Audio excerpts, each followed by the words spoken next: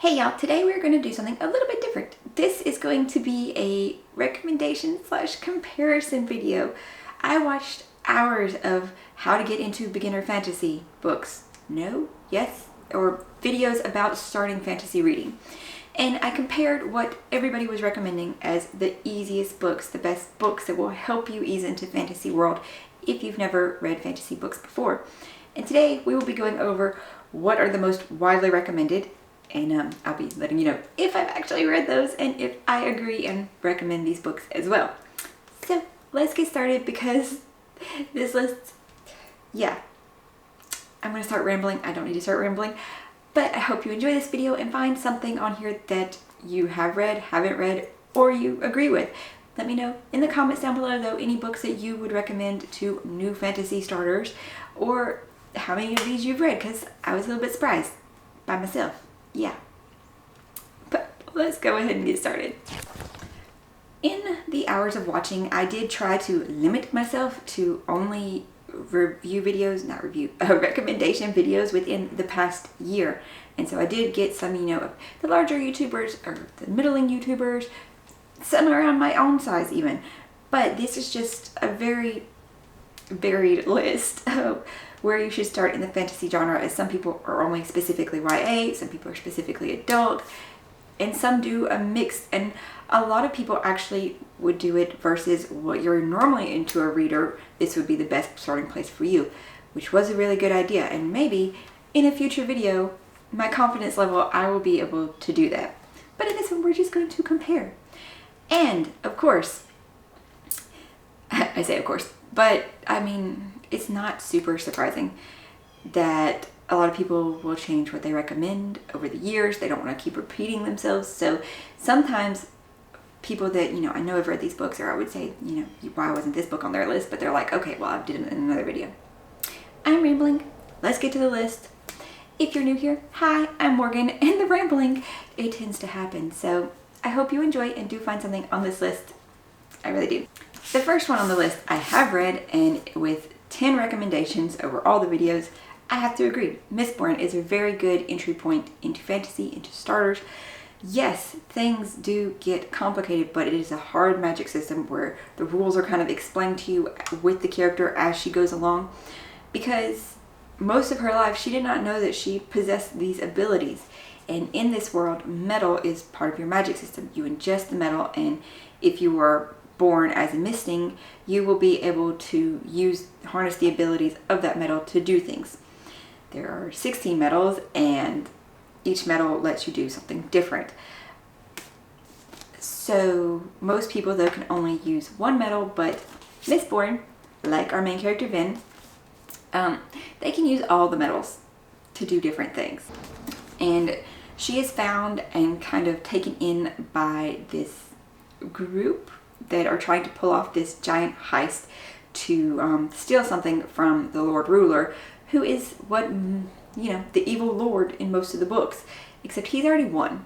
He's already won, and this is 1,000 years later, and it is just the story from them as she is worked into this crew and finding out different things about herself and about her past. And Brandon Sanderson, though, is incredibly easy to start with, for sure. Wow, the birds are really loud. Our next book with 6 votes is Warbreaker, which I don't have a pretty copy to show you because the cover is so pretty, and you'll see the cover colors on it because this one, it is based on your breath. It has a very hard magic system, like most of his, where your breath will allow you to animate objects and make objects be able to do certain things. It also has to do with color because as you use your breath, you will leach the color from things around you to be able to do this. I would have liked that to be explained a little bit more, but that didn't happen.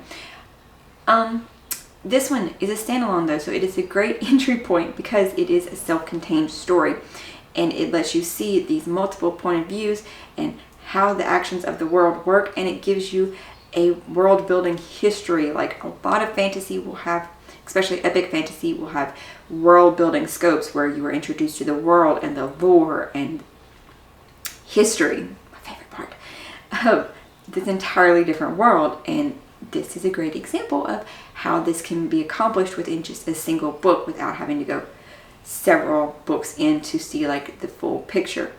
So very good entry point. I agree with this one. I have read it now. It is an adult. It is listed as adult because of some of the things and concepts that will happen in the book. Really hope those birds aren't coming across too loudly because they are super talkative to me. The next one, with also 6 recommendations, is The Hobbit. This is my German edition because my other one is still at a friend's house.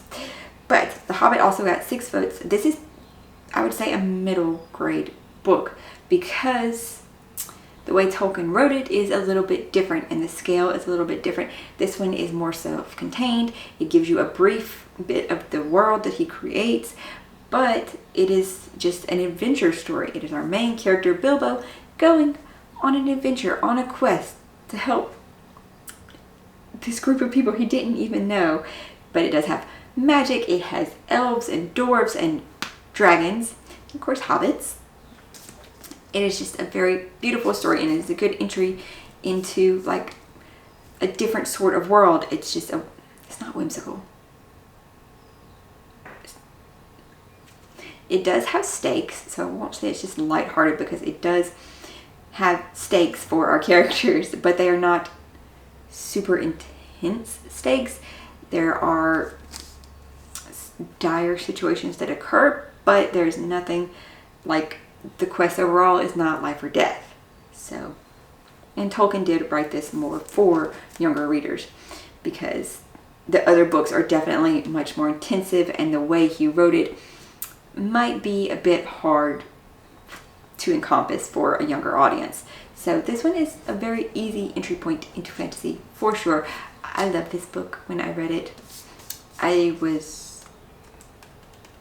think I was in high school when I read it. Maybe.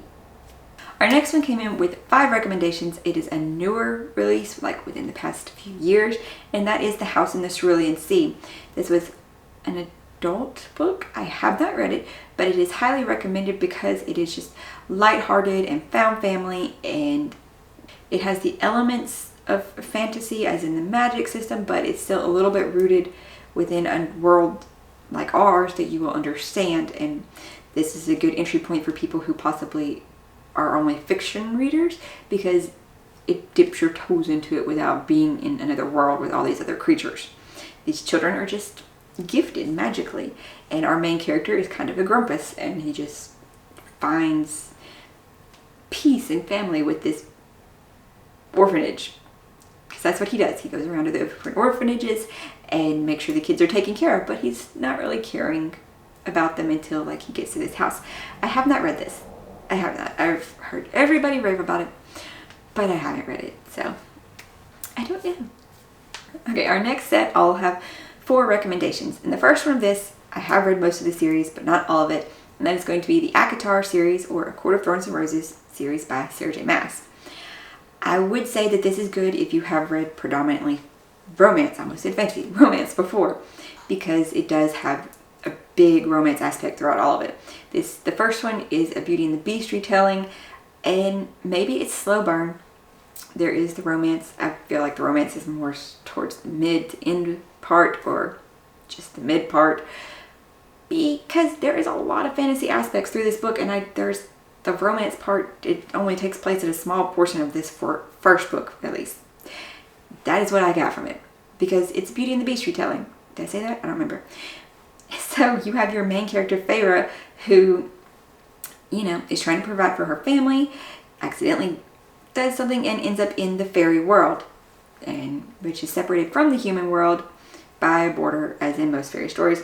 And she has to navigate life in the fairy world in one of the fairy courts. Things, romance happens, but things are not as she thinks they are. And after that point of romance, when she's in love with the fairy, spoilers? I don't know. But she has to go pretty much save his life, save everyone's life. And there's action part there as she is put through these trials. So the first book, I don't think it's too much romance. I feel it has more fantasy aspects than romance. The next ones totally get into the romance and that aspect of it. That is why it's so loved. It is, because it it gets into the spicy romance. So yeah, first one is a good toe dipper of fantasy for sure. The next three that come in at 4 votes, I have not read any of them, though I have heard about them so much.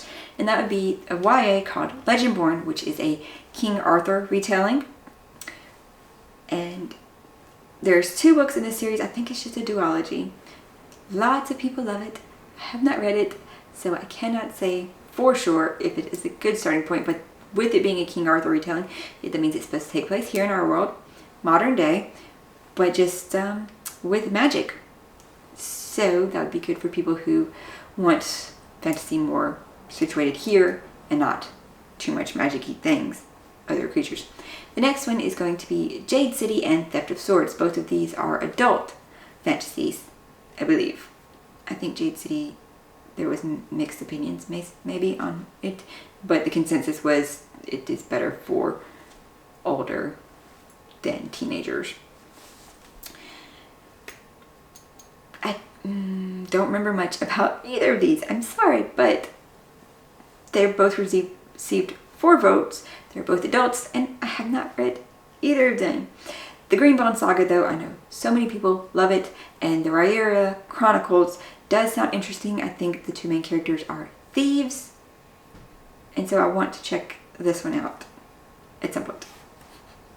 The next ones all received 3 recommendations, and there is several on this list. And after that, it delved into where only 1 or 2 people, or just like a lot, just got single, as people, of course, will have different opinions as to where is a good entry point into fantasy. One of those is going to be, well, with 3, is going to be The Folk of the Air series by Holly Black.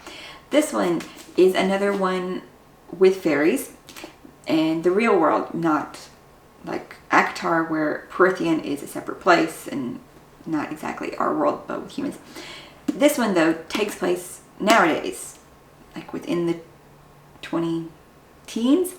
And our main character is Jude. She is a mortal girl who is taken from her home in northeastern United States to the fairylands that are on their own separate isles. And there's maps where it does show the northeastern, and that's so cool. But Jude and her sisters are taken to fairy after their parents are no longer with them and raised in the fairy courts. And she has a lot of hostility towards fairies. She loves her adopted father, but her and other fairies, especially one of the princes of fairy, do not get along. That's the title. And it is Jude trying to, show that she is just as capable as them. She is just as smart, ruthless, and everything.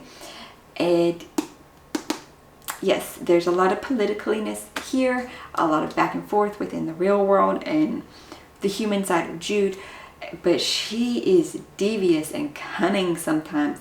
Other ones that I have not read would be Stardust by Neil Gaiman and the Wayward Children series by Shauna McGuire. Stardust is a standalone, and it is YA. It is YA.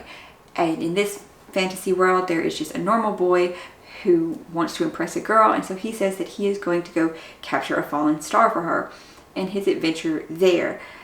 I haven't read it, nor have I read The Wayward Children, and the book descriptions I'm not too sure about. I know that it is children will have a doorway to other worlds, where is the world that they are supposed to be in, but somehow they end up back here, and that there is a home for them where they can wait until their door to their perfect world is available again. The odd number books, I think, take place in their perfect worlds, different children each time, I think, and then the even numbers is here in our own world. So it has very different points of view there and how it'll come across. The one description I read, it was for one of the newest ones, which mentioned that it could be a standalone. So I'm not sure how that is going, but a lot of people seem to love this series. Magical realism on some books. Some books are true fantasy, as you are in these other worlds. Another highly recommended 2-series companion series is going to be the Shadow and Bone trilogy and the Six of Crows duology, which most people, of course, are saying they love the Six of Crows more, but the Shadow and Bone is a very good entry point into the world. People say you can read them in any order. Like, Sure, Six of Crows takes place after The Shadow and Bone, but you don't have to read this one to understand what's happening here because you have different characters. I have read Shadow and Bone, only the first one. I need to read the second one before the show to compare, you know. And I really want to get to Six of Crows because they just sound so cool. And you have, I guess, the found family aspect as they are, you know, this crew of people who do things. They are also thieves, I think, in this one. They do things. I don't know. The Crows were in the show already, and I really like their characters. They were some of the best, for sure. So I want to get to those books. For middle grade, a lot of people recommended the Percy Jackson series by Rick Riordan, and I can understand. My son is absolutely loving these, and all of his friends are reading them too. So Percy Jackson is a demigod. This takes a lot of Greek myths and makes them into more today's time. And I guess that's still magical realism because Greek myths, that's still our world, but I don't know. So Percy Jackson is a demigod and he has to learn how to use his powers, and he goes up against mythical creatures from Greek mythology, and you see a lot of different Greek gods coming in and out. Yes, it is just a very fun adventure story. It is a quest. Pretty much every single book, Percy has some sort of different quest of varying levels of severity. Like this one, it was not exactly save the world, but it was save something. And then the second one did sound more like a save the world, or the third one. I haven't read this. He really, really wants me to start. So probably next month, though, I will try to read the first of the Percy Jackson books so I can start them. And since they are middle grade, that would be a good, easy point. If you are an adult reader, you would have to take into account that this is, you know, written for younger people to understand. So it's going to be a bit differently worded. The way they explain things, they might explain them more to you as if, you know, you have no concept of things. So always take that with a grain of salt if you are an older reader going into a younger book set. Our next one, also with 3 votes and in the middle age range. No, that's not what it's called. Wow, I already forgot that one. Middle readers. Middle grade. That's what it's called. Is The Chronicles of Narnia by C.S. Lewis. And this one is another one where we have children in our world in England during World War II. Yes, World War II. That are transported into this magical, mystical world by a wardrobe. And in this one, they, you know, are trying to escape the war and the problems that are of our world. And they find out, though, in their magical world, things are not as they seem. Things are not wonderful. Their world is also going through this horrible situation. And they're kind of the chosen ones. That happens in this book as well. And it is coming of age as the children grow through the books, and actually the main characters, the main children, change through the series as well. I read these probably at the age my son is now, so probably like 11 or something. I don't have my physical copies anymore. I don't remember if they're at my parents' or I just don't have them. I feel bad because I should have my son read them because they do teach very good lessons through these books and the way C.S. Lewis wrote them. And some people said, you know, it's for any age range, but it is probably better as a younger reader to start with this series. They're very small books though, so they'd be very quick, and it is definitely something that you could pick up now and probably still appreciate the beauty of it and the lesson from the first book at least. The next 2 are ones that I'm not as sure about. People recommended these as good entry points to fantasy. One of them is the First Law Trilogy by Joe Abercrombie.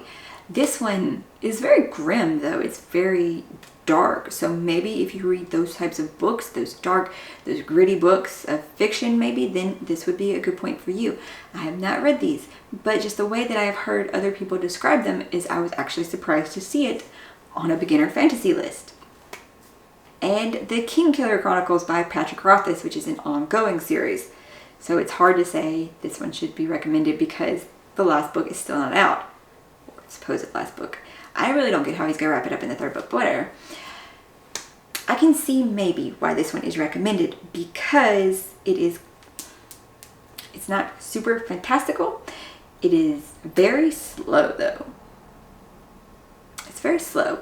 But in it not being super fantastical because one, you see the magic, but you don't get it described much. You don't get to see too much about it. It is a boy it's a man recounting his life from the time he's a boy, as he, from very little gets into this magical college, and, him learning there at the college, and his adventures and his things he encounters. But there are creatures, and there's the Fae, kind of, you see those more in the second book, and just hints of them in the first book. But as I said, it's very, very slow as he's recounting his story and his life. And so, I don't know, maybe if you're a fiction reader, because it does read a lot like that, as there is not too much magiciness going on in the first book, as he's just at school and he's recounting his life and his hardships. I don't know about this one. Rounding off our list still with 3 recommendations is the actual Lord of the Rings trilogy by JRR Tolkien. This is a more adult fantasy, and it does cover a broader scope than The Hobbit, as our main character, who is kind of a chosen one, but not, because if the ring wasn't in his family, he would be the chosen one. But our main character, Frodo, has to go on this grand adventure, traveling all the way across the world to save the world.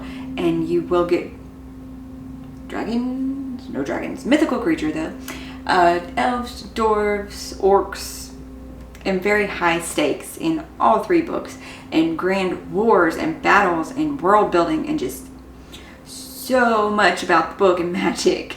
So that is why this one is definitely maybe a little bit more advanced. Having read this though, as a high schooler, I did not find it that hard, but other people find that, as it is a more classical fantasy style, that it might be a bit harder for normal readers who have not ever read anything in that more style of writing, how it is. Maybe it's drier, I don't know. I have to read it again to see if it's that, but just the way that he writes and the depth of stuff that he writes, it hits differently, of course. But this is a beautiful book. This is an amazing book, and the scale of the history and the world that Tolkien created.